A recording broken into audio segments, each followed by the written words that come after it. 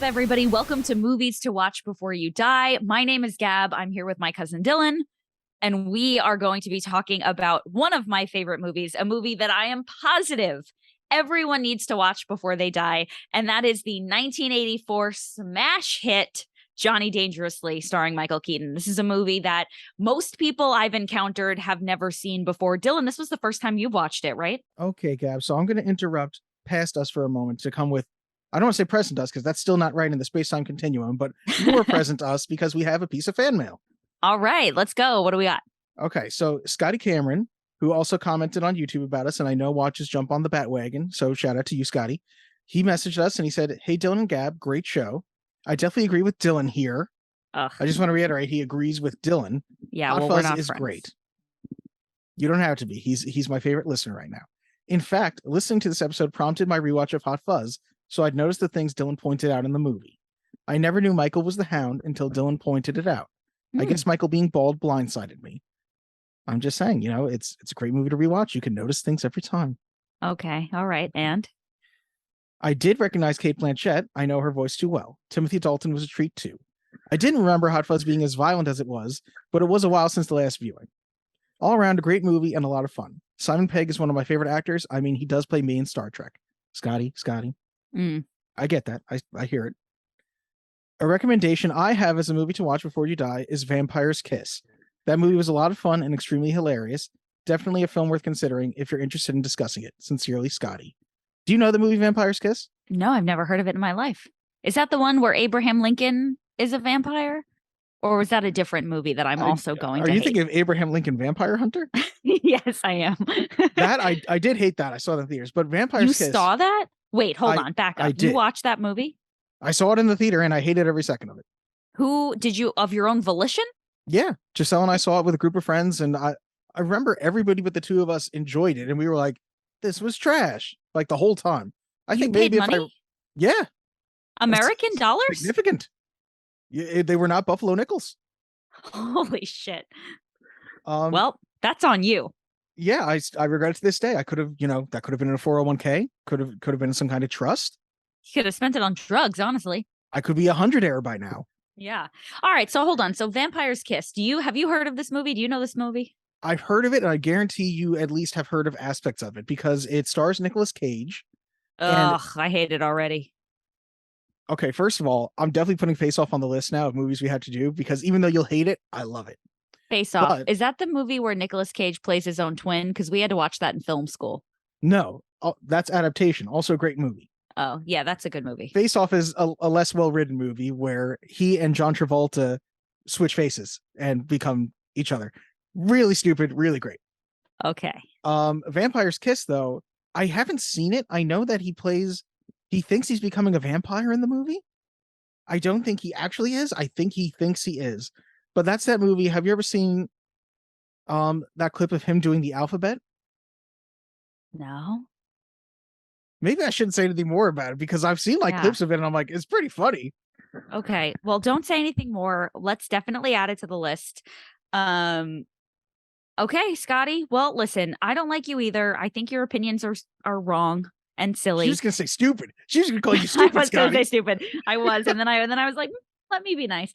But yeah, listen, we don't have to harp on the Hot Fuzz thing. It was what it was. I don't think it was the best. I wouldn't write home about it. If I had to have dinner with my family, I wouldn't be like, so I saw this movie. But alas, maybe Vampire's Kiss will be the movie that I rave about for weeks to come. Yes, and we will get to it in a couple of weeks. We have a few things already recorded, but we're going to put it on there.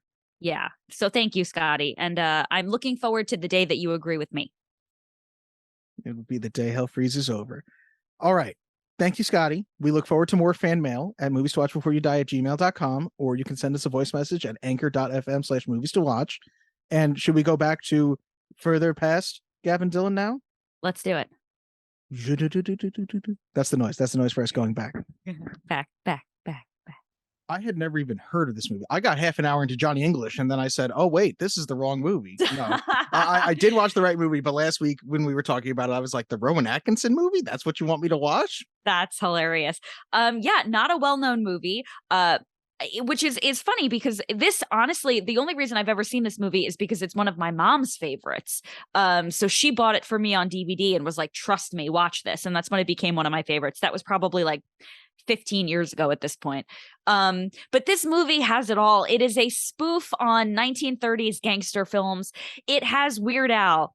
It has a multitude of performances from famous people that pop in and out, faces we love to see. It has sight gags. It has wordplay. It has music. It has adventure. It has romance. It is so silly. It is, I would say, like the Airplane of gangster films, for those who are familiar with the Airplane movie. It is silly, it is very goofy and spoofy without being like what I would call Monty Python over the top. It is an easy watch at 90 minutes, and I just think it is fun for the whole family. So I believe firmly, I'm standing firm in my conviction, this is a movie to watch before you die. Dylan, I have a feeling that we're going to agree on this one, but I'm not sure. Tell me what you think. Well, I hate to offend you and Aunt Marlene, but this is Oh, certainly no. not a movie to watch before you die. And No. I think that this is a movie that I will forget by tomorrow. Oh my It God. How could you say that? it was by no means terrible, but I am so glad that you mentioned Airplane, because this is a movie that it doesn't do any of it well enough to be considered among the greats of like the Zucker brothers, among something like Airplane or Hot Shots or Mafia, which honestly, this movie made me think of the movie Mafia, because I'm not sure if you've ever seen that, starring acting powerhouse Jay Moore. It's funny because he's not. He's a terrible stand-up comedian, but it's one of those spoof movies that I feel like not enough people have seen. And quite frankly, I'm like, if I could go back in time, I would have been like, don't watch Johnny Dangerously, Gab. And Marlene, let me show you Mafia. I think you would like this better. Because it is spoofing, like, that's a movie that spoofs The Godfather and, those types of gangster movies. And it's able to hit the cliches better. And maybe if I was more knowledgeable about James Cagney films or something like that, maybe it would have hit a little better. But I just feel but like I'm not knowledgeable about those films, and I thought it was hilarious. So let's start by talking about the director. Okay, Amy Heckerling directed this film. She directed Fast Times at Ridgemont High, yes. European Vacation, Look Who's Talking, Clueless. I mean, these are all films that were heavy hitters. 3 of those movies I love. Fast Times, Look Who's Talking, and Clueless are all great.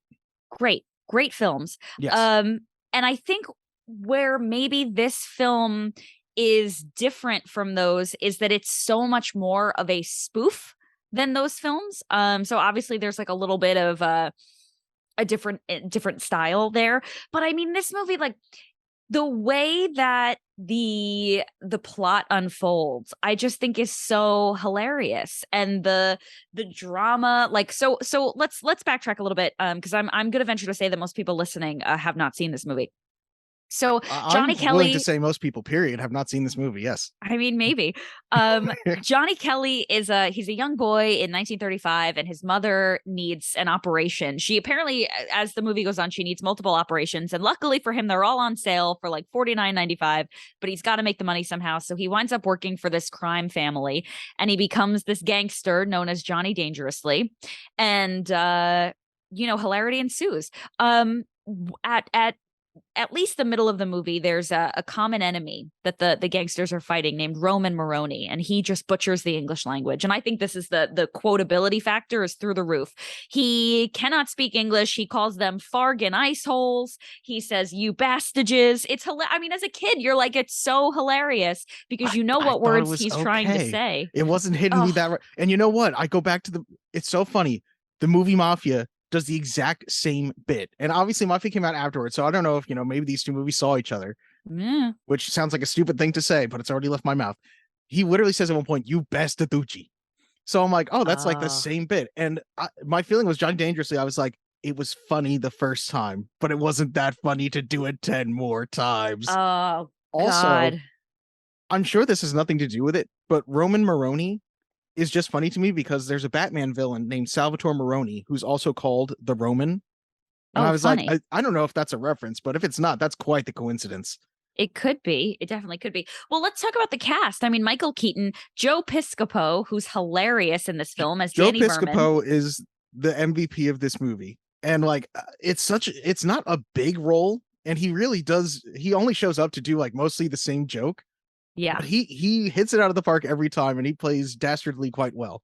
Yeah, he's sort of like the so when Johnny is a young boy, he's his like arch enemy in school or whatever, the kid that always beats him up. And then he winds up also joining the same crime family, and he plays Danny Verman, who is sort of like I think Johnny Dangerously is like a gangster who wants to do good in the world, and Danny Verman just wants to see bloodshed.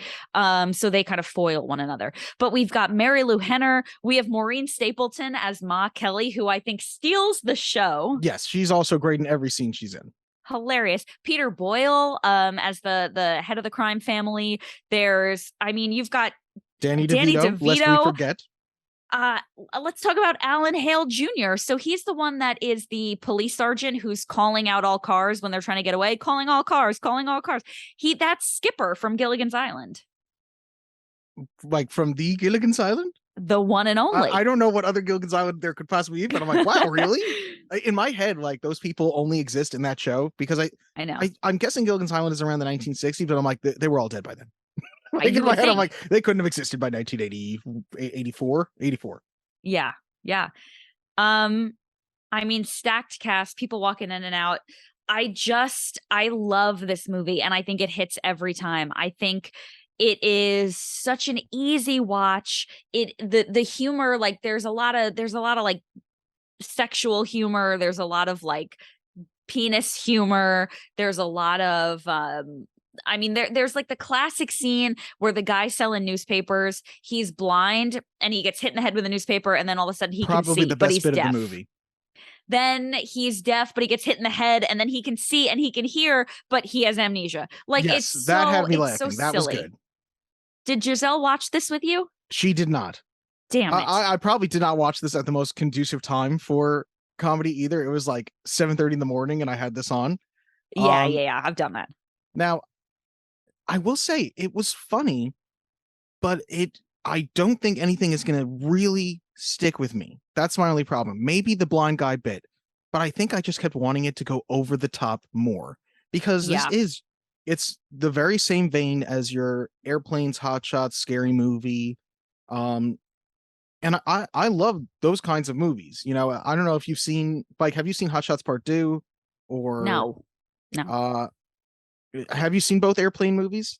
I mean, I will tell you this. I've definitely seen Airplane, but it's got to have been 20 years ago. And I actually literally rewatched like all 5 Scary Movies within the past like month. Oh boy. Which I had never seen the 5th one, so I don't recommend that. But the other ones all have like some pretty funny moments in them. And I would say every like Scary Movie 4 to me, I was like, yeah, that was funnier than this. That had enough that I was like more entertained. Wow. Which I feel shocked. bad saying. Like it wasn't terrible, but an almost greater sin is if it's completely forgettable to me. I guess. Roger Ebert said that the opening scenes are so funny, you just don't see how they can keep up with it. And you're right, they can't. And it's like, oh God. I guess I think it's so. I did like the very opening in the pet store when he's feeding all the animals and stuff. Yeah. I will say this. There are 2 things that stick out to me that I was a little disappointed in watching it as an adult. The first is that the plot line between Danny Verman. So the way this movie unfolds is that Johnny's younger brother becomes the DA. Mhm. And Johnny went into crime to pay for his mother's operations, but he also stayed in crime to pay for his brother to go to law school. So Yes. he's the DA, and obviously he's on the hunt for this crime family and doesn't know that his brother is Johnny Dangerously. And so Johnny has to keep it a secret from the other mobsters that his brother is the DA. And Danny Verman finds out from overhearing at a courthouse or something like that. He overhear. I believe that they had just gotten the DA character, his brother, had just gotten married, and his whole time, his reason for getting married is he's got to get laid. So Right. he runs off with his bride, and they go into a janitorial closet. And this was actually a moment that did crack me up. And I think when he's running out, Danny Verman overhears some information from him. I couldn't remember what it was, but he's shocked about it. And then he says something about Johnny Dangerously being his brother. And then, they're both shocked. But what was funny was he runs out. The brother runs out of the closet, and you hear the woman go, "That's it." And then you see a random janitor walk in, and he goes, "Hallelujah."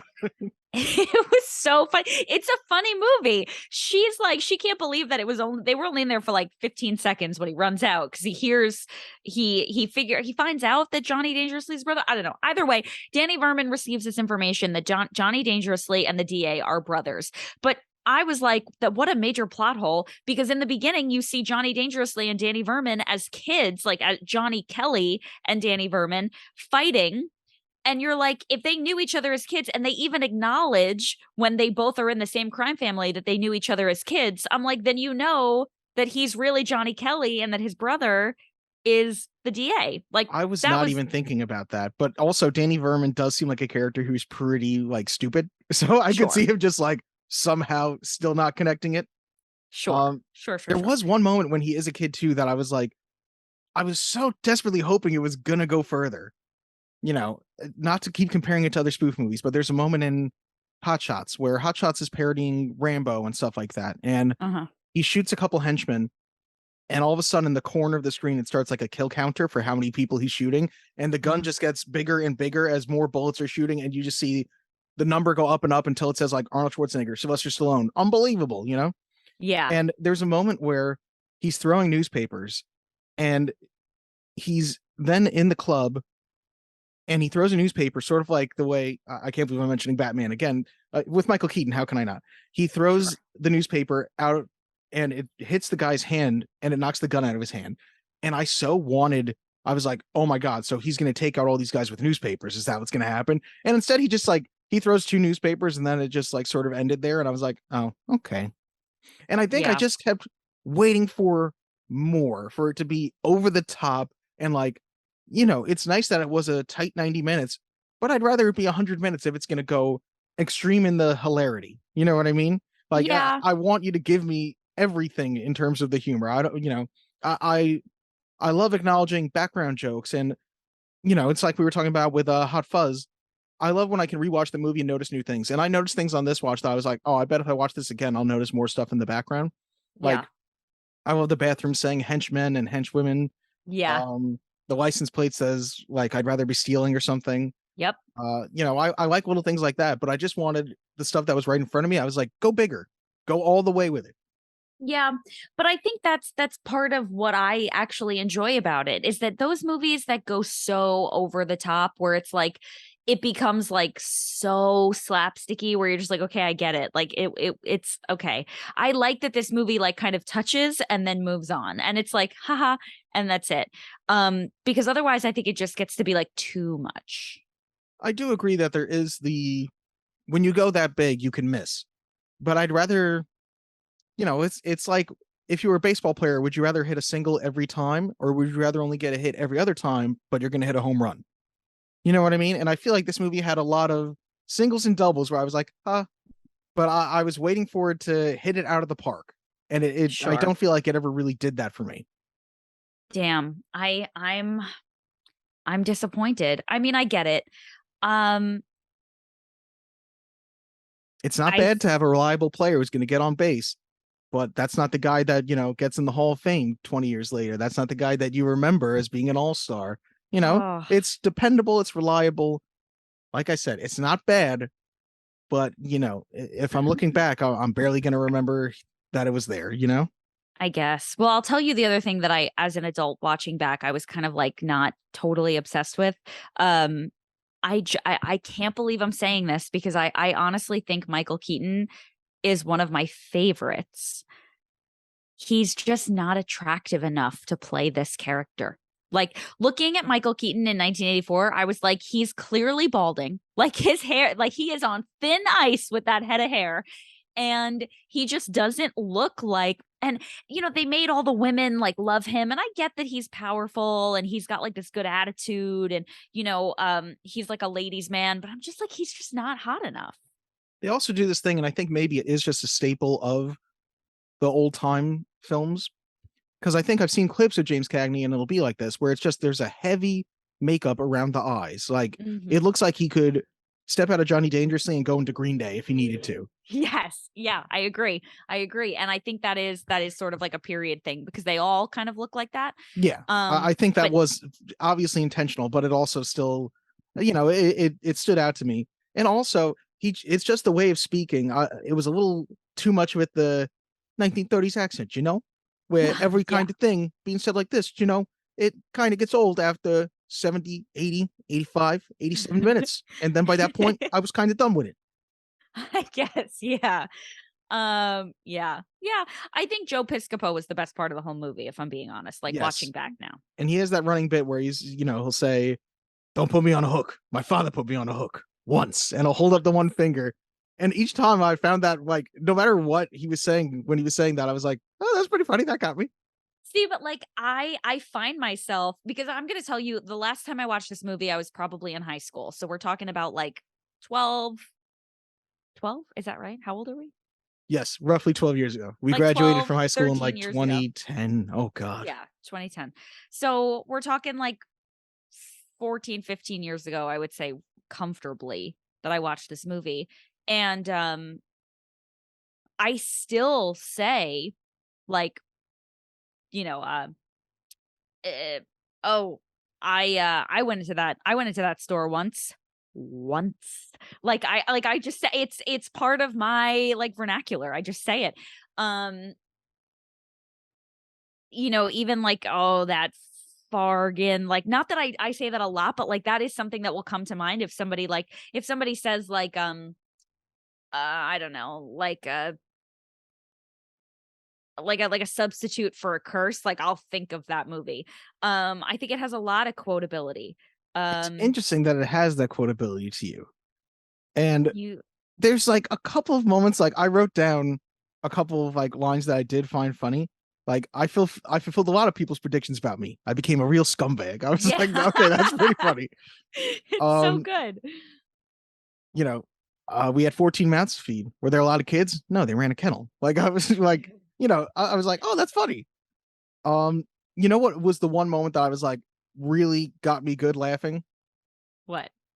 So Michael Keaton and Mary Lou Henner's character, they're finally going on their long romantic walk conversation, and it was a really good walk and talk gag where they're walking and the background is changing and until the background says New Jersey, and then they're on like a random hill and he goes, "Where the hell are we?" Like by that point I was like, that's funny. Yeah. You know what? Yeah. I wrote down like two jokes that I was like, you could have done this better. So Peter Boyle's character, Dundee, the plumber leaves and he goes in there and I was like, oh my God, it's going to be like when a mobster starts the car. So I totally saw the gag coming, which would have been fine.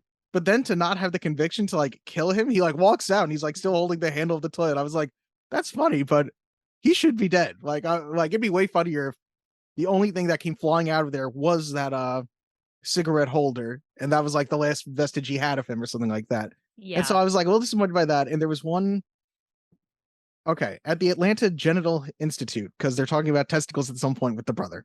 Yep. It says they work around the clock. And I went, oh my God, how did they miss the opportunity to say at the Atlanta Genital Institute, we work around the cock? Like, I was like, come on, it's right there. Maybe it's too obvious, but I was like, that's hilarious. Come on. Yeah. No, I get it. And that's the thing. Like, and I see your point, and I think that's the beauty of this movie, that it doesn't go too far. But yeah, I can see where it misses the mark in that genre because it chooses not to go too far. And I'm not saying go too far every single time, but I kept waiting for like the one bit that they were like gonna commit wholly to. And I guess I would say that it's probably the blind man bit. And that's probably why, like, if anything's gonna stick with me from this movie, it's probably that. Yeah. But I don't feel like that's not something I hadn't seen in any single other movie, where it's like a recurring bit like that. Yeah. I'm trying to think of a good example, but Little Nicky, Quentin Tarantino's priest character who keeps getting messed up, that's something that they keep going back to like that. Yeah. But I will say, it did crack me up when he was like, I can see, I can hear, but who am I? Like, I was like, okay, that's funny. What about when Johnny's on death row and they're bringing him, like, he obviously has people come in from the outside to bring him pieces of a gun so he can Yes. escape. And so they're walking on their way to the death chair, and he's got a priest that he requested. And the priest is obviously one of his guys, and he's holding a Bible, and the Bible has a big cutout in it where he's taking the pieces of the gun from. Hmm. And the guy who's pretending to be the priest is speaking in Latin, but he's not really speaking in Latin. He's going something mini bus, I ride the bus, you ride the bus. And he's like, oh, like, I don't know, but he's instead of speaking Latin, he's saying silly things like I ride the bus, you ride the bus, we ride the bus, where is the bus going? Like, it's so silly. I feel bad, and maybe it's like Raiders of the Lost Ark, where you had seen similar things afterwards. But I sort of, it made me think of other spoof movies where I've seen it done in a funnier way. Yeah. Like, it's one of the scary movies, and they're making fun of the Grudge, and she's, sees the little Japanese boy, and he's supposed to be speaking Japanese, and she's supposed to be speaking Japanese, and they're literally just going like Hyundai Sonata, Honda Altima, like, and they're just saying like Suzuki, like car names, and I'm Yeah. like, it's so stupid, but it's just stupid enough that it works. And it Yeah. was funny, like, again, but I guess I felt like it just didn't go all the way for me. Yeah. All right. I mean, that's fair. I I feel I badly, like forgive I'm you. not here to dump on the movie, but I will dump on your opinion that it's like a movie to watch before you die. And the fact that like you were like waiting to be like, this is the one we're gonna agree on, when I last week really thought it was. I brought you Hot Fuzz and I was like, Hot Fuzz, this is a comedic masterpiece. And you were like, meh. And I'm like, this is way more meh. Yeah. Like, I I don't think if I were know. gonna review this movie, my one word review would be meh. Yeah. And that's honestly, like, that's worse than hating it, honestly. Um, It really is, because if I hated it, I'd remember it better. yeah. And like Yeah. I like even Danny DeVito. Danny DeVito shows up, and I love Danny DeVito. Who doesn't? But Yeah. I again was just like, okay, but he's never really going that far. Like, I did like when he sort of goes into the game show mode. I can't remember what was the game show called. Oh, yeah, where it's play ball. All you have to do Yes, is play all you had to ball. do is play ball, and he's offering him the Philadelphia Museum of Art as his house, and like Yep. all these ridiculous things just to play ball. And maybe that's where all the baseball references I'm coming with are coming from, because of his play ball. But oh, you know what did stand out to me, because I don't think I'd ever seen him as anything else. Do you know Griffin Dunn, the actor who played the brother? No, I'm not familiar. I have seen him in one other thing, and I'm gonna guess you probably haven't seen the movie. It's An American Werewolf in London. No, I haven't. He plays a character that gets attacked by a werewolf, obviously, and he gets killed while the friend lives. So the friend who lived keeps seeing visions of his character, because I knew I recognized this guy, and I kept thinking about it. And I guess it made it a little harder to recognize him, because in the movie, every time you see him and the character's remembering him, he's more and more decomposed. So like I kept thinking, like, I was like, this guy looks familiar. Maybe if he was rotting a bit more, I'd have recognized him sooner. Yeah. Well, let's end on this note. I'm going to read you from the Washington Post, December 22nd, 1984, a review that titled it Johnny Two Note. And there are the laughs and the non-actors. So I'm going to read you the laughs and the non-actors. You tell me if you agree. The laughs. Number one, Johnny Dangerously, a racketeer with a heart of gold, is trying to persuade his brother Tommy to stay in law school. His brother wants to get married so he can sleep with his girlfriend. Johnny shows him a reel titled Your Testicles and You that effectively parodies sex ed instructional films. This kind of sight gag isn't what you'd call sophisticated, but here you take what you can get. Again, like, I thought it was okay. And again, I Yeah. kept feeling like I was like, I kept thinking of ways that I was like, oh, it'd be funnier if it did this. Yeah. Yeah. I don't think that Your Testicles and You thing is really particularly funny. Like, of all the things in that movie, I don't think that's the funniest. It also, we are grinding the story to a halt for that moment. So I'm like, okay, you got to be really funny if we're stopping all other like plot moments for this. Agreed. I don't think it's worth it. Number two, Tommy, who stays in law school and becomes the DA, puts his brother behind bars, but Johnny bears no grudge. He gets word along the grapevine, another funny scene. They basically play telephone and whatever. He gets word along the grapevine of a plot by the evil Danny Verman to knock off the DA. As the word is passed from prisoner to prisoner, it gets mangled as it does in a party game. But Johnny translates it back, claiming, I know this grapevine. I think that's funny. See, I thought it was really funny as it's getting more and more confused, because in my head, I'm waiting for, okay, he's going to get the wrong message that somehow leads him to the right thing still. Yeah. And instead, the fact that he just perfectly understood what to do, I was like, oh, okay. Sort of Yeah. takes all the fun out of everything we just saw for the last 30 seconds. But Sure. fine. I feel like the funny Yeah. part is you're like, this is a movie to watch before you die. And yet every source you have brought me has been like, this is mediocre at best. Well, I was All of your prepared. resources are like, meh.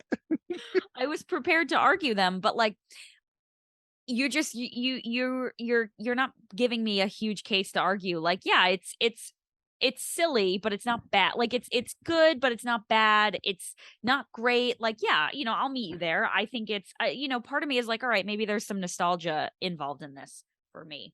Which I think is Um, obviously like, we could retitle this show like, Are You Full of Nostalgic Baloney? Like, because each time I'm like, I think we're each like, isn't this great? And it's like a movie we saw when we were a kid, and you're like, no. And I'm like, oh man.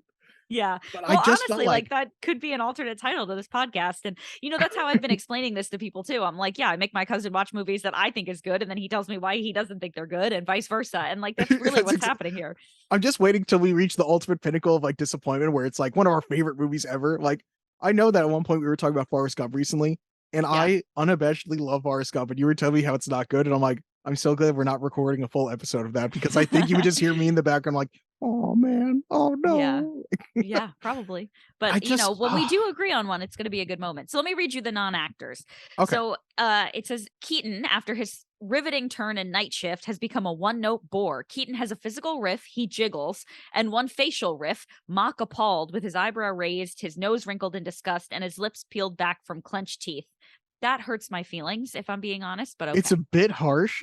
It has nothing to do with Michael Keaton in this movie, but I think I mentioned this to you, that my wife has said it, and I can't stop thinking about it. She said, Michael Keaton just looks like a testicle to me, which I don't know why. Seeing him now with his, somewhat receded hairline, I'm like, damn it, I see it. I'm like, I can see how he looks like a testicle. I don't want to see it because I love him so much, but okay. Number 2, Piscopo, like Dan Aykroyd, relied on his Saturday Night Live sketches of mimicry, his most famous being a stand-up of Frank Sinatra. His snarling baddie makes Keaton seemed nuanced. Again, hurts my feelings. It's not entirely wrong. Like, he's not, it's not like a great performance. He's doing the same thing over and over again, but you know what? It's pretty funny each time. It's funny. Thank you. Number 3, Mary Lou Henner as a nightclub singer who falls in love with Johnny. There are few things more embarrassing than watching Henner, with her pink fleshiness barely concealed by her gowns, paraded around as a sex object. She looks like a hamster. Well, well, well, don't we have the PC police over here? Wow, that honestly, that was more harsh to me than like either of the other ones, where they're like, for real. They're a bit one note. They called her a hamster, for Christ's sake. Yeah, for real. I thought she was fine. She was fine. She was absolutely fine.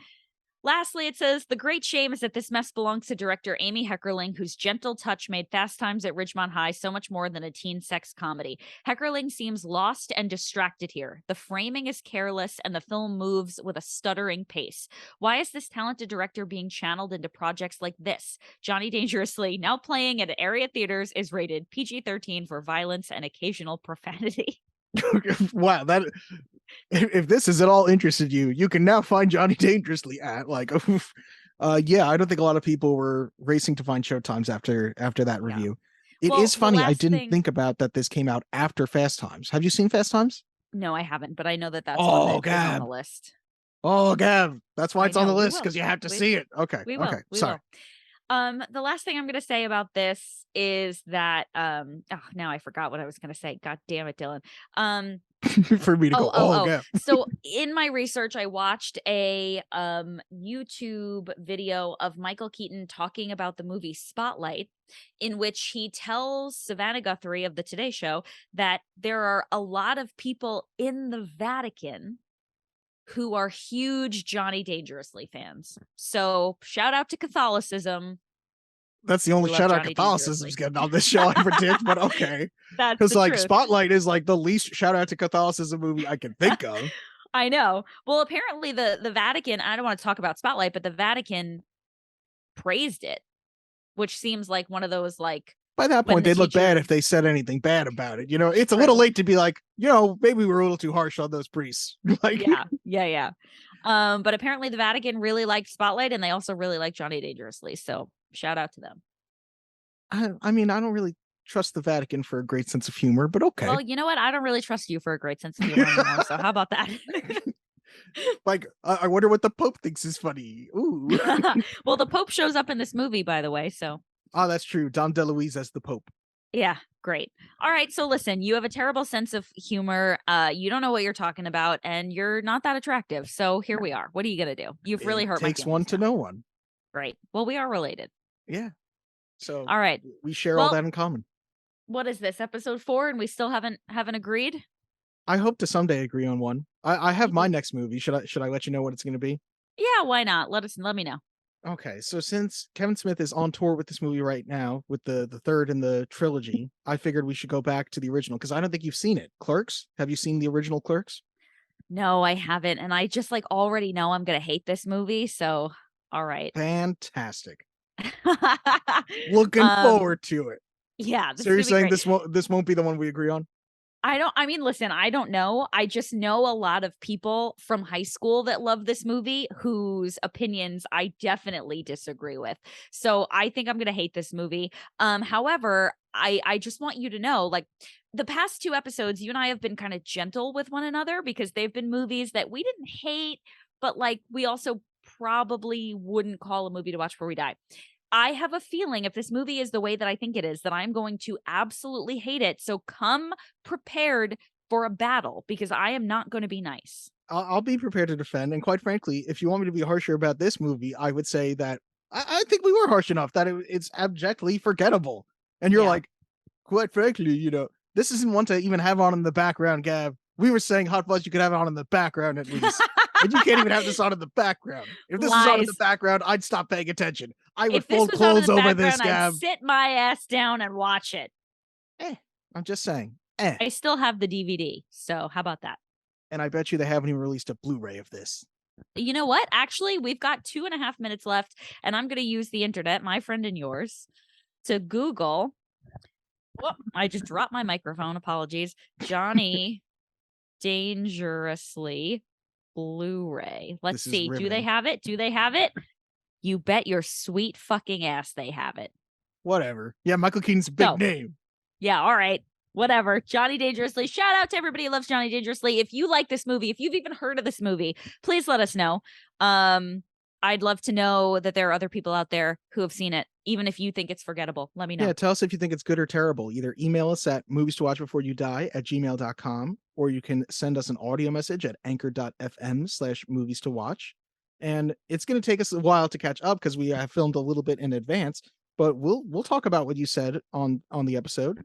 And Yeah, you know what? absolutely. You're probably going to agree with me on most cases that a movie like Johnny Dangerously is at best mediocre and at worst right. a piece of trash. Nope, I disagree. And I think if you have any common sense, you think it was silly, funny, and a wonderful addition to your day.